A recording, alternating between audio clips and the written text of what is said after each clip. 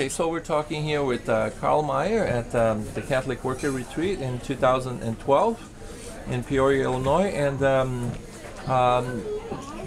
you have had a long, throughout your life, very few people have known Dorothy Day and Peter Morin as much as you have. So can you talk a little bit about that? Very few that are still alive, Yes. because when I look back, Yes. and I've been in the movement for 56 years, as far as I can see, there's only two people still active in the movement that go back that far, and that's me and Tom Cornell. It's just, you get older, you... Sure. Well, but, and I met Dorothy when I was 20 years old. But when I dropped out of the University of Chicago, I later went back, but when I dropped out at the age of 17, my history house head, a dormitory house head, recommended The Long Loneliness by Dorothy Day and the autobiography of Ammon Hennessy, because he knew that I was a Gandhian and a pacifist. It fit and right he said, into your track. I think this is what you want. Wow. So I read those books, and they influenced me heavily, but I was so shy, I tried to go down to the Catholic Worker. I walked in, and then I walked out too shy to introduce myself. This was in 1955. Yes. And which Catholic Worker was this then? Down New York. In New York. New York Catholic Worker. I was working at Barnes and Noble in New York in the college when there was only one, when they had only one store. Oh, so I go way back with Barnes and Noble. We'll do a Barnes and Noble interview some other time. But yeah, back to Dorothy Day. I read in the paper that they were going to refuse to take shelter in this compulsory. And I went out at lunchtime. My boss says to me, don't get caught in the air raid drill. I never went outside the building. I went out on 5th Avenue. I grabbed a taxi, step on it, buddy, to get me down in time to refuse to take shelter. And I walked into the Catholic Worker office. There were 12 of them sitting there with Dorothy Day, getting ready to go out on the street and refuse to take shelter in this compulsory air raid drill. And they had never met me. Right. And I'm 20 years old. Wow. And I said, I want to go with you. And Dorothy didn't challenge me or question me. She said, you know, we plead guilty and we don't take bail.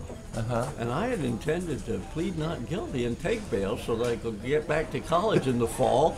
Back to your job, back to college, back to your life. Back to my job and so on, But I said, okay. And I spent that night on the floor of the Tombs, the city jail, with Ammon Hennessy, this radical pacifist, tax-refusing anarchist Catholic worker, while he talked to me the way I'm talking to you now, because now I'm the guy with all the stories and all the ideas. And I'm trying to do the same thing with the other young people. Yes. Before I die. And then we went to jail the next day. We get 30 days in jail. We pleaded guilty. But I'm legally a juvenile. Oh my gosh. So I get sent to the juveniles. And Dorothy was in jail, the Tombs they called it, with Judith Malina, the founder of the Living Theater, and she's worrying about me the whole 30 days because here's this nice young man that she never met, and he's in jail on the notorious Rikers Island juvenile prison, and she's worried about me. But I aced it. It didn't bother me. Yeah, you were right at home. I come out, and you can imagine from that point on, I was in with Dorothy Day and Ammon Hennessy. I passed the test. Yes, amazing. And then I went back to college that year, and I graduated and you kept in touch, obviously, with the worker, with Dorothy a year later. Day. And the first thing I did was I went out and rented an apartment, and later a small $50 a month storefront in the heart of the Chicago slums and by Cabrini Green Homes, and I started taking people in. Wow. My goodness. And wow. So from 57 until her death in 80, I was meeting and talking with Dorothy about, every year. She traveled a lot. Yes. And she always liked what I was doing, and she always wanted me to write more, particularly about war tax refusal and military conscription refusal. And you did do that, and you took action. Catholic worker, Yes. And also about the House of Hospitality. She liked what I wrote about hospitality. And I assume you went out before all your later travels, went out to New York and spent time with them out Not there? much. Not much. Usually Ammon Hennessy and Dorothy traveled a lot, and they visited my house every year or two. If you can't go to the mountain, make the mountain come to you, Well, right? No, it's just that that's Just the kidding, way yeah. they organized. Sure. Yes. Now, yes, they were out there and the way about. people organized, and George Fox, the founder of Quakerism, came over to England, and he spent a year or more traveling around to all the Quaker communities in the Americas. Yes. And that's how people with ideas and leadership. That's how they. John Wesley did the same thing in building the Wesleyan. Methodist Church. They were like circuit riders. Yes, they did you get to? They rode around because we didn't have automobiles and people couldn't travel to the leadership. People traveled to their constituency rather than the constituency taking airplanes to go and get the wisdom at the mountain. Yeah, so did you get to demonstrate and go to jail again with Dorothy Day? And 2 more times, 58 and 59 with Dorothy and Ammon. And how about Peter Morin? I never met Peter Morin. You never did? He died before I got in. I see. Yeah, he died much younger, yes. But his ideas are at the core of Catholic.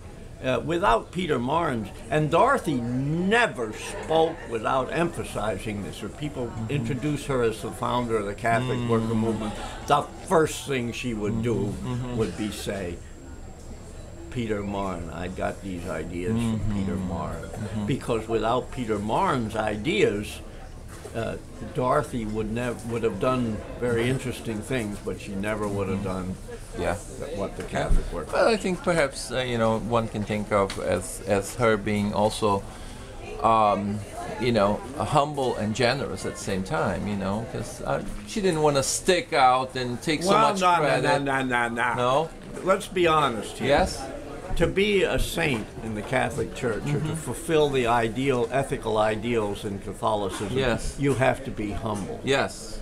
And if you're not humble, you have to appear to be humble or pretend to be humble. Yeah. Dorothy was not humble. Okay. You knew her. Yes. And she fought against that all the time because Now, Ammon was not humble either. Ammon was vain and self-promoting. But he didn't pretend to be humble, and people disparaged him for that. But Dorothy was smart enough to know that to be a leader and a model figure within this Catholic culture and this idea, you had to be humble or appear to be humble. But she fought, and so she thought she should be humble, but she wasn't. All right. Any last closing words for us, Carl? She was very proud, and she fought against that all her life because she didn't think she should be. Wonderful. Well, thank you so much for your time. I appreciate it. Thanks very much.